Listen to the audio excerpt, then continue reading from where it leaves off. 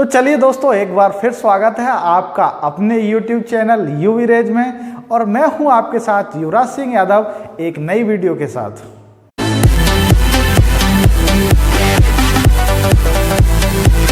तो चलिए दोस्तों, आज हम शुरू करते हैं क्लास 12 फिजिक्स की यूनिट फर्स्ट है इलेक्ट्रोस्टैटिक्स, और उसका चैप्टर नंबर 1 है इलेक्ट्रिक चार्ज एंड फील्ड, वैद्युत आवेश एवं क्षेत्र। तो इसके आज हम न्यूमेरिकल शुरू करते हैं, और न्यूमेरिकल शुरू करने के लिए मेरे पास है एनसीईआरटी की बुक।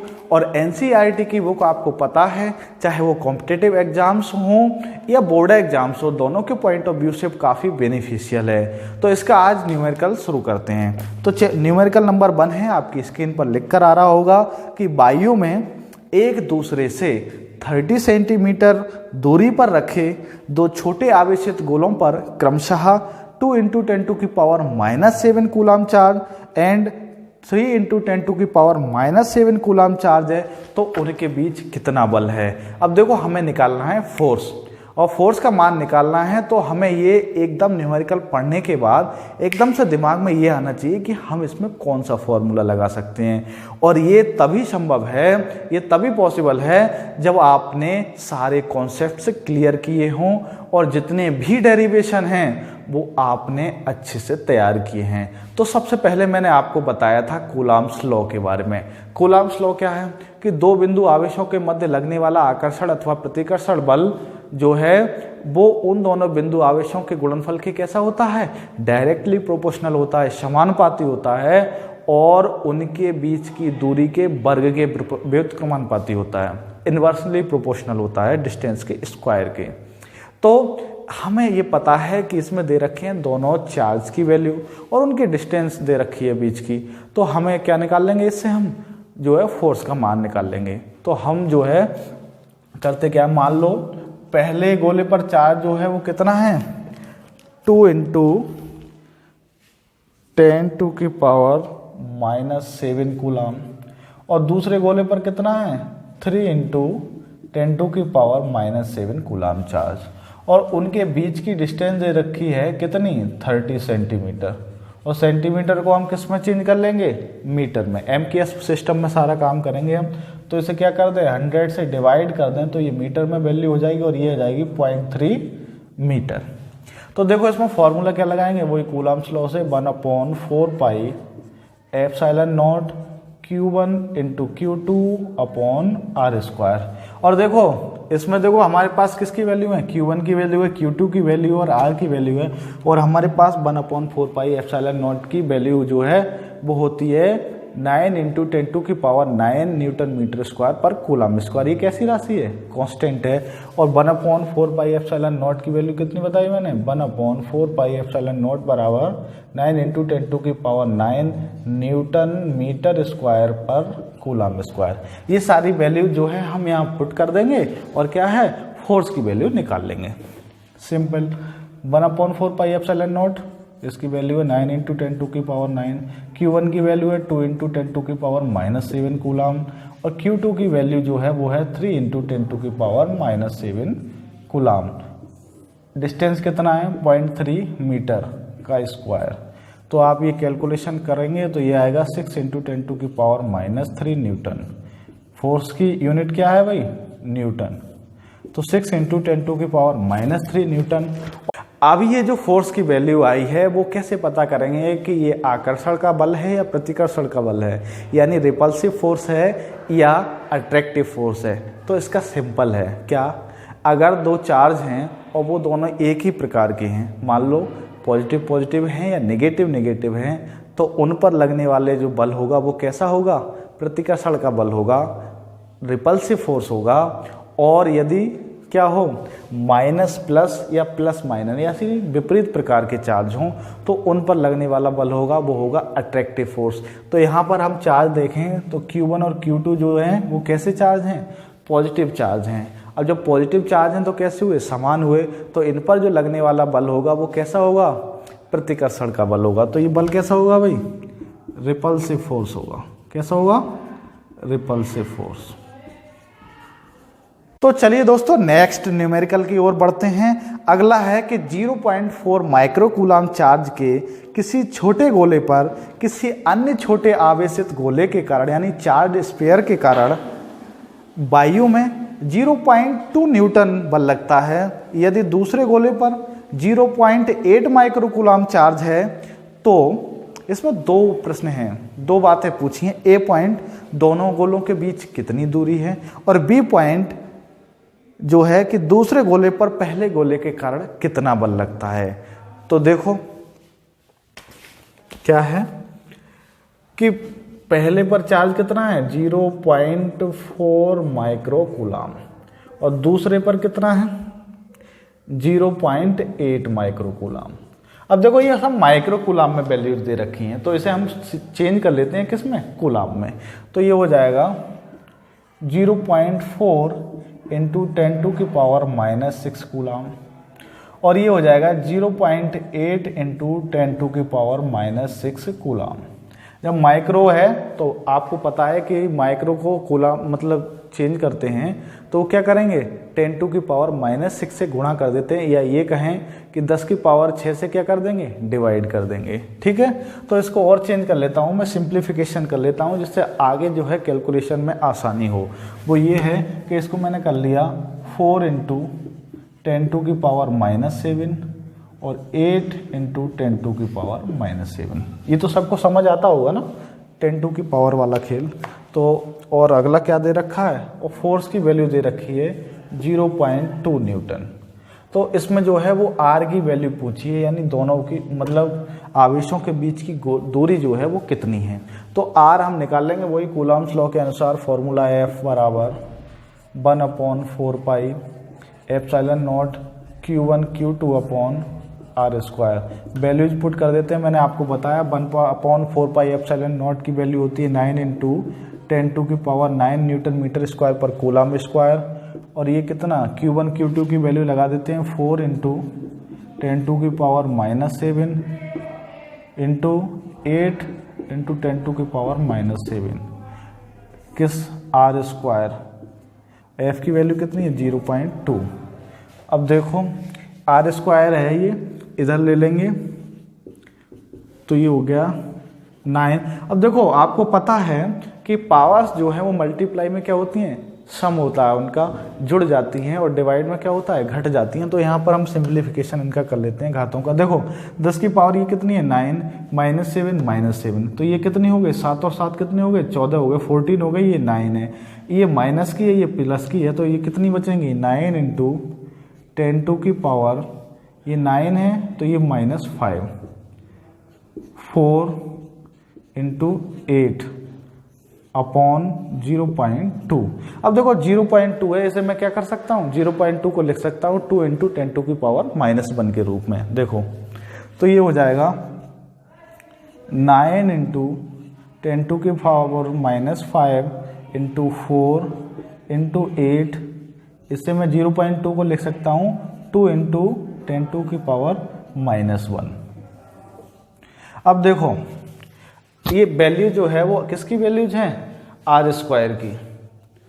अब इसका देखो हम वर्गमूल निकालेंगे, स्क्वायर रूट निकालेंगे, तो वो कैसे, देखो आर बराबर ये हो जाएगा अंडर रूट, ये कितना है 9 इंटू 10⁻⁻5 है ऊपर, और इस -1 को ऊपर ले जाएंगे तो ये कैसा हो जाएगा, पॉजिटिव हो जाएगा, और ये एक घट जाएगा तो कितना हो जाएगा 10⁻⁻4 बचेगा। तो 10 की पावर कितना -4 गुणा 4 गुणा 8, 4 इंटू 8, नीचे कितना बचा 2। अब देखो क्या करते हैं 2 से ये 8 को हमने क्या किया डिवाइड कर दिया तो ये आया 4, तो ये r बराबर हो जाएगा। अब देखो 9 है, सिंप्लीफिकेशन इसका देखिए बहुत अच्छे से वर्गमूल आप निकाल लेंगे। 9 को हम क्या कर सकते हैं टुकड़ों के रूप में 3 इंटू 3, ठीक है, तो मैंने ये कर दिया 3 इंटू 3। अभी 10 की पावर -4 है, इसको मैं किस रूप में ले सकता हूँ 10⁻⁻2 इंटू 10⁻⁻2, 10⁻⁻2 इंटू 10⁻⁻2। अब ये कितने बचे 4 इंटू 4। अब ये बचा, देखो जोड़े बने हुए हैं 3 इंटू 3 10⁻⁻2 इंटू 10⁻³ और 4 इंटू 4। तो इनका हमें क्या निकालना है, स्क्वायर रूट निकालना है, वर्गमूल निकालना है। तो बड़ा सरल है, ये निकाल लो, एक एक टुकड़े इनके 3 इंटू 4 इंटू 10⁻⁻2। तो ये हो जाएगा 3 इंटू 4 कितने हो गए 12 इंटू 10⁻⁻2। ये क्या आ गया मीटर। ये डिस्टेंस अगर इसे मैं सेंटीमीटर में कहूँ तो 10⁻⁻2 का मतलब है 100, और इसे मैं नीचे ले जाऊँ 100 से मीटर को अगर मैं डिवाइड करूँगा तो क्या आएगा सेंटीमीटर के रूप में आएगा। तो ये कितना हो जाएगा r बराबर 12 सेंटीमीटर। तो ये पहला ए पॉइंट है कि उनके बीच की कितनी दूरी थी, तो वो है 12 सेंटीमीटर। अब बी पॉइंट ये है कि दूसरे गोले पर पहले गोले के कारण कितना बल लगता है। तो आपने न्यूटन के गति विषयक नियम आपने पढ़े होंगे, 3 नियम हैं, ठीक है। तो उसमें न्यूटन का थर्ड लॉ है, न्यूटन थर्ड लॉ के every action has its equal and opposite reaction. प्रत्येक क्रिया की समान एवं विपरीत जो है प्रतिक्रिया होती है। तो जितना बल पहले के कारण लगा है उतना ही बल क्या होगा दूसरे के कारण लगेगा विपरीत दिशा में। तो पहले के कारण कितना था 0.2 न्यूटन था, तो दूसरे गोले पर जो है वो पहले गोले के कारण भी उतना ही बल लगेगा जितना कि पहले लगा है। तो वो कितना है, इसका बी पॉइंट का आंसर कितना होगा भाई, बी पॉइंट का आंसर होगा वही 0.2 न्यूटन। तो बढ़ते हैं अब एक नए न्यूमेरिकल की ओर। अगला न्यूमेरिकल है कि जांच द्वारा सुनिश्चित कीजिए कि ke² विमाहीन है। भौतिक नियतांकों की सारणी देखकर इस अनुपात का मान ज्ञात कीजिए और ये अनुपात क्या बताता है। तो देखो विमाहीन राशि कब राशि हो सकती है, इन जितनी भी राशियां हैं उन सब के हम यूनिट्स यानी मात्रक लिख दें, और जब मात्रक ऊपर नीचे लिखे जाएंगे अनुपात में तो ये पूरी तरह से डिवाइड हो जाएं तो वो कैसी होगी राशि, विमाहीन राशि होगी। तो देखो हम शुरू करते हैं इसे।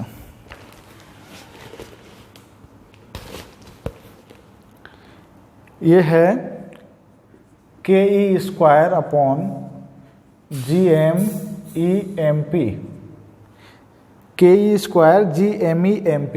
यहां से हम क्या करेंगे, इन सब के अलग अलग जो है मात्रक निकाल लेंगे और उसको इसमें पुट कर देंगे, तब जो अगर डिवाइड हो जाएगी पूर्णतः तो क्या होगी वो विमाहीन होगी। देखो निकाल लेते हैं। के ये है यहाँ पर कूलम्ब्स कांस्टेंट। तो देखो ये होता है F बराबर Q1 इंटू Q2/R²। यहाँ से K निकालो तो ये आएगा F into R²/Q1 into Q2, और यहाँ से इसकी यूनिट आएगी न्यूटन मीटर स्क्वायर पर कूलम्ब स्क्वायर, ठीक है। अगला E², तो वो E क्या है, ये इलेक्ट्रॉन है, इलेक्ट्रॉन इसका जो ये चार्ज है, ठीक है। तो इसका क्या हो जाएगा कूलम्ब स्क्वायर, ठीक। अगला क्या है G। अब देखो G निकालने के लिए हम क्या करेंगे, देखो जो G है वो यूनिवर्सल ग्रेविटेशनल कांस्टेंट है, सार्वत्रिक गुरुत्वाकर्षण नियतांक, ठीक है। तो गुरुत्वाकर्षण बल F बराबर होता है G(M)r²। तो ये यहाँ से G आ जाएगा F(r²) इंटू M। ये क्या हुआ न्यूटन, R क्या दूरी है तो ये मीटर स्क्वायर, और ये दोनों द्रव्यमान है तो ये क्या हो जाएगा किलोग्राम स्क्वायर, ठीक है। न्यूटन मीटर स्क्वायर पर किलोग्राम स्क्वायर। अगला ये ME और MP, ये दोनों क्या हैं मास हैं। एक इलेक्ट्रॉन का मास है और दूसरा किसका मास है, प्रोटॉन का मास है। तो इनके मात्रा क्या होंगे किलोग्राम और किलोग्राम। अब देखो ये सब पुट कर देते हैं इसमें, किसमें ke²/GMEMP। देखो के का है न्यूटन मीटर स्क्वायर पर coulomb square upon G newton metre square. ये सारे मैंने निकाल दिए हैं, ये देख लेना है आप सही से, न्यूटन मीटर स्क्वायर पर किलोग्राम स्क्वायर। अब ये क्या है, ये भी क्या है किलोग्राम स्क्वायर, और यहाँ पर E² तो E² का क्या हो जाएगा कूलम्ब स्क्वायर, ठीक है। तो ये कूलम स्क्वायर खत्म, किलोग्राम स्क्वायर खत्म, न्यूटन मीटर स्क्वायर से न्यूटन मीटर स्क्वायर खत्म हो गया।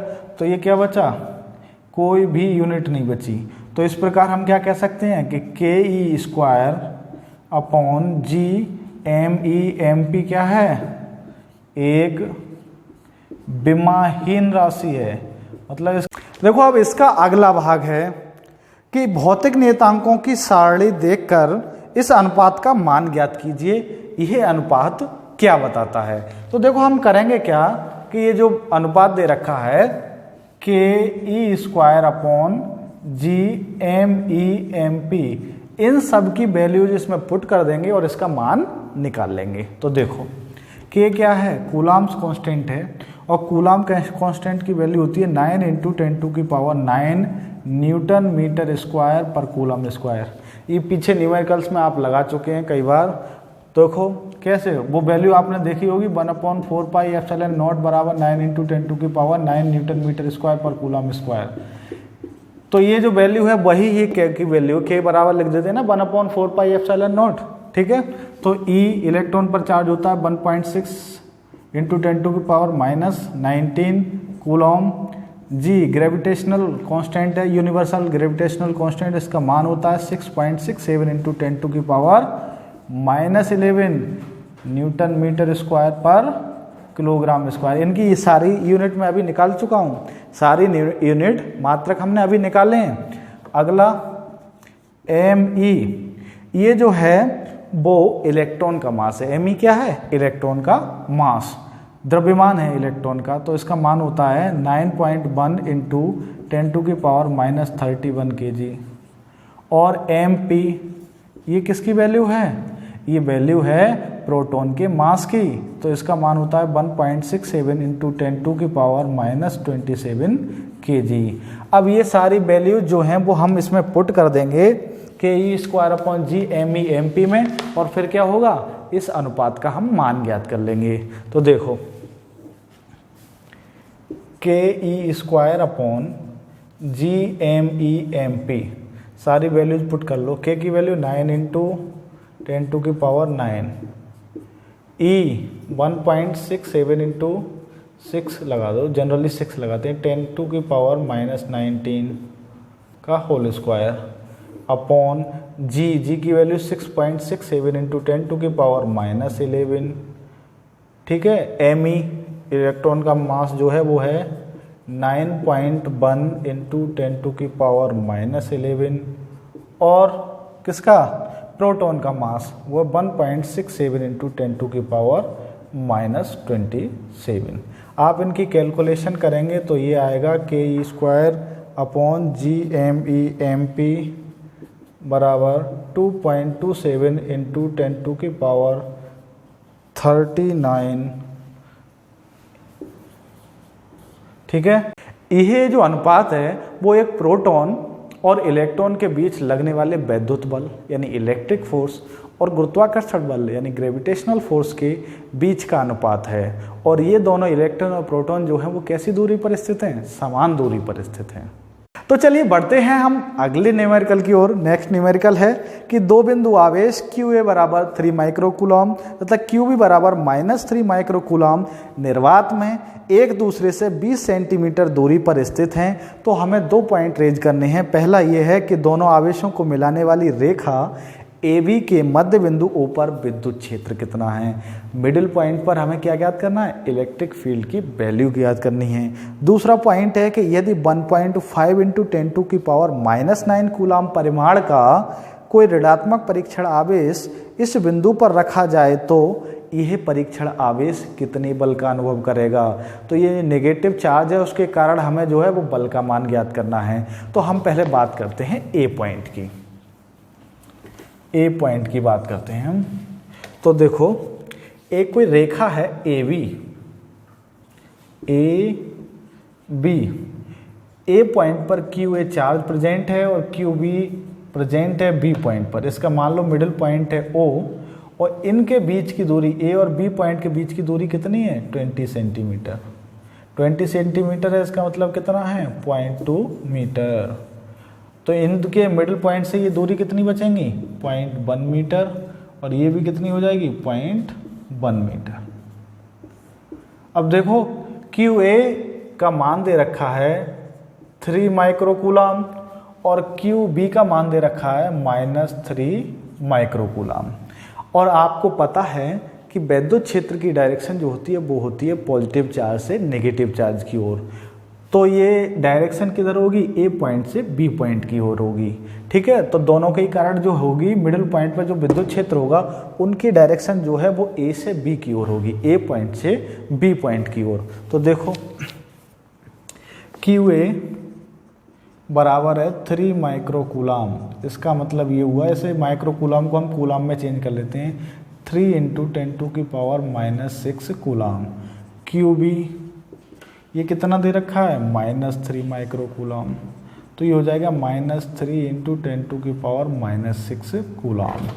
ठीक है, और ये डिस्टेंस दे रखी है AO बराबर कितना 0.1 मीटर और OB बराबर कितना 0.1 मीटर। अब देखो बिंदु अब हमारे पास फॉर्मूला है इलेक्ट्रिक फील्ड का, E बराबर 1/4πε0 Q/r²। ठीक है, Q/r²। तो देखो दोनों वैल्यूज को हम क्या कर लेंगे, एक QA चार्ज के कारण मिडिल पॉइंट पर जो विद्युत क्षेत्र का मान होगा वो, और B पॉइंट पर जो QB चार्ज है उसके कारण मिडिल पॉइंट पर जो इलेक्ट्रिक फील्ड होगा EB मान लेते हैं उसे, इन दोनों को जोड़ दें तो हमें टोटल इलेक्ट्रिक फील्ड की वैल्यू पता चल जाएगी, वही हमको निकालनी है। तो देखो EA QA चार्ज के कारण O पॉइंट पर विद्युत क्षेत्र 1/4πε0 Q/ डिस्टेंस कितनी है AO का स्क्वायर। ठीक है, और EB बराबर कितना हो जाएगा 1/4πε0 Q/OB²।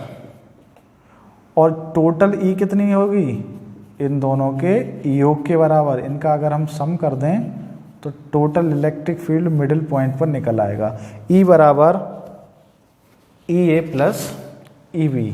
अब देखो सबका मान पुट कर देते हैं कितना, E बराबर 1/4πε0 Q/AO² प्लस 1/4πε0 Q/OB²। अब देखो इनकी वैल्यूज पुट कर देते हैं, इसकी कितनी 1/4πε0 की वैल्यू कितनी 9 × 10⁹ न्यूटन मीटर स्क्वायर पर कूलम स्क्वायर। तो 9 × 10⁹। चार्ज कितना 3 × 10⁻⁻6, इसका 0.1 का होल स्क्वायर। ठीक है, प्लस 9 × 10⁹, 3 × 10⁻⁻6 × 0.1 का होल स्क्वायर। तो इसमें से जो वैल्यूज 9.10⁹ हमने कॉमन ले ली, ये बचा 3 × 10⁻⁻6 अपॉन 0.1 का होल स्क्वायर प्लस 3 × 10⁻⁻6 0.1 का होल स्क्वायर। तो आप इनकी कैलकुलेशन करेंगे तो इसकी वैल्यू निकल के आएगी 5.4 × 10⁻6 न्यूटन पर कूलम। ये जो यूनिट आई वो कहाँ से आई, ई की। ई बराबर होता है F/Q, तो ये हो गया न्यूटन।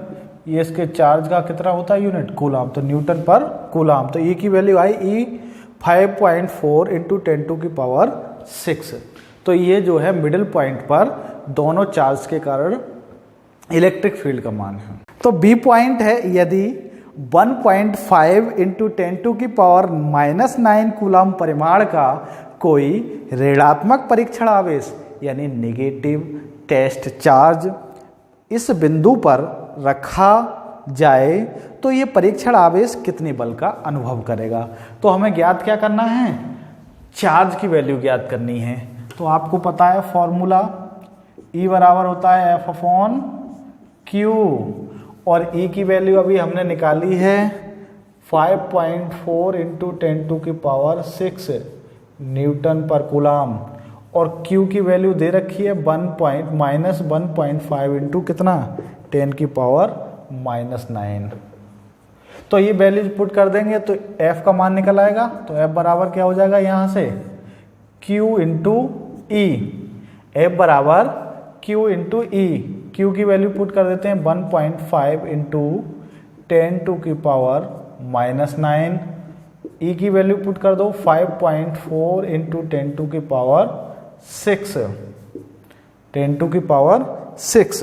तो देखो यहाँ से 10⁻⁹ और ये कितनी है 6 है, और आपको पता है कि गुणा में घातें जुड़ जाती हैं। तो ये प्लस की ये -3 कितनी बची 10⁻⁻3, और इनकी मल्टीप्लाई आपस में कर दी कितनी आई 8.1।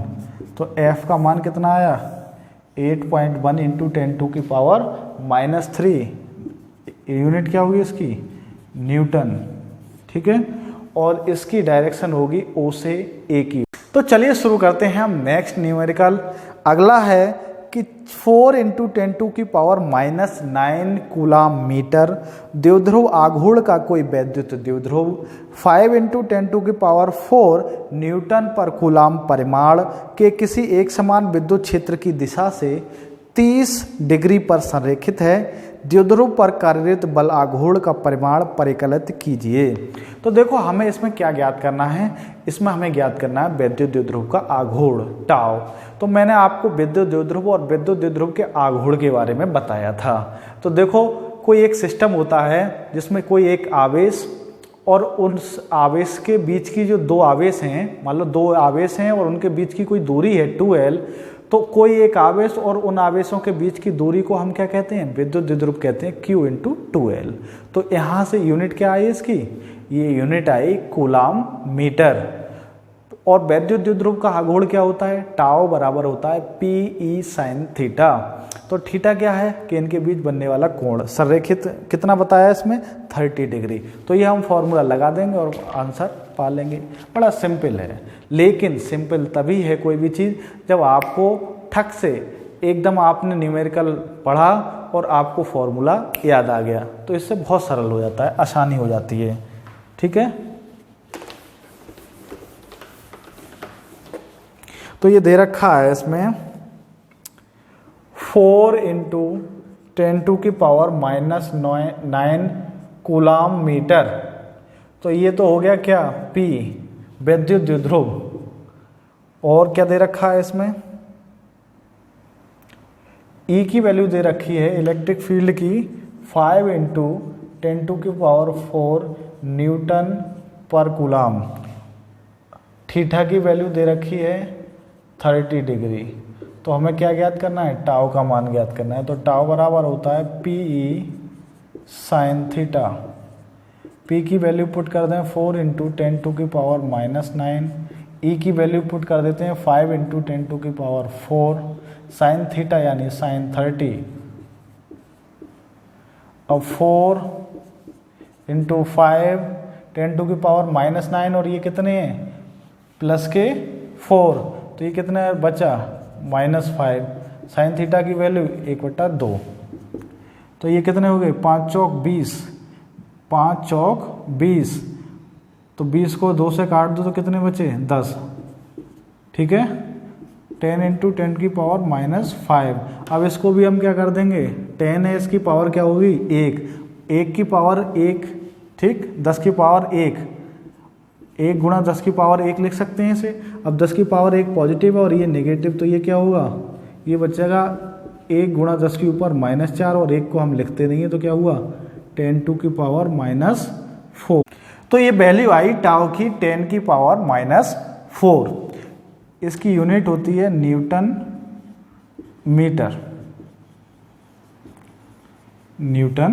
मीटर। टाउ बराबर कितनी वैल्यू आई 10⁻⁻4।